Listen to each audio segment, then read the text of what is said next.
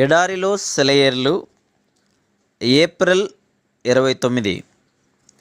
ఏలియా మన వంటి స్వభావము గల మనుష్యుడే. యాకోబు 5:17. అందుకు దేవునికి వందనాలు. రేగు చెట్టు క్రింద చతికిలబడ్డాడు. మనలాగానే మనం తరచుగా చేసినట్టే దేవుని మీద సనుగుకున్నాడు, ఫిర్యాదు చేశాడు. మనకులాగానే అతనిలోనూ అపనమ్మకం చోటు చేసుకుంది. అయితే నిజంగా దేవునితో సంబంధం ఏర్పడిన తర్వాత మాత్రం కథ మలుపు తిరిగింది. మన వంటి స్వభావం గల మనుష్యుడైనప్పటికీ ఆసక్తితో ప్రార్థన చేశాడు. ఇంతకన్నా శ్రేష్టమైన ఆనందం మరోటి లేదు. ఏలియా కేవలం ఆసక్తితోనే ప్రార్థన చేయలేదు, ప్రార్థనాపూర్వకంగా ప్రార్థించాడు, ప్రార్థిస్తూనే ఉన్నాడు. ఇక్కడ మనం నేర్చుకునే పాఠం ఏమిటి? మనం వదలకుండా ప్రార్థించాలి. కర్మేలు పర్వత శిఖరం మీదికి ఎక్కిరండి. విశ్వాసానికి, ప్రత్యక్షంగా కనిపించేదానికి సామ్యం కుదిర్చే వైనాన్ని వినండి. ఆకాశం నుండి అగ్ని దిగిరావడం కాదు ఇప్పుడు కావలసింది. ఇప్పుడు ఆకాశం నుండి జలధారలు కురియాలి. అగ్నిని అవరోహణం కమ్మని ఆజ్ఞాపించిన మనిషి ఇప్పుడు అదే పద్ధతిలో, అదే సాధనాన్ని ఉపయోగించి వర్షాన్ని రప్పించాలి. ఏలియా నేల మీద పడి ముఖము మోకాళ్ళ మధ్య ఉంచుకొనెను అని రాయబడి ఉంది.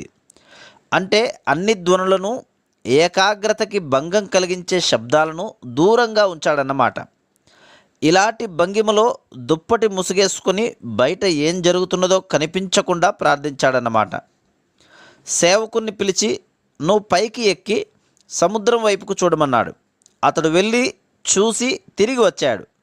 ఏం లేదు అన్నాడు. ఈ పరిస్థితిలో మనం ఏం చేస్తాం? నేను ముందే అనుకున్నానులే అంటానేమో, ప్రార్థించడం చాలిస్తామేమో. ఏలియా అలా చేశాడా? లేదు. మళ్ళీ వెళ్ళు అన్నాడు. సేవకుడు తిరిగి వచ్చి, ఏం లేదు, మళ్ళీ వెళ్ళు, ఏం లేదు. కొంతసేపటికి అతడు తిరిగి వచ్చినప్పుడు మనిషి చెయ్యంత మేఘం కనిపించింది అన్నాడు. ఏలియా చెయ్యి అర్ధింపుగా పరలోకం వైపుకు చాపబడింది. జవాబుగా వర్షం క్రిందికి దిగింది.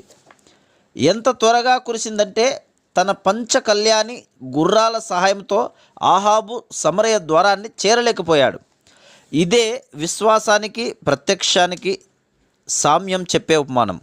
ఇలా ప్రార్థించడం నీకు తెలుసా? పనుల్ని సాధించే ప్రార్థన నీకు తెలుసా?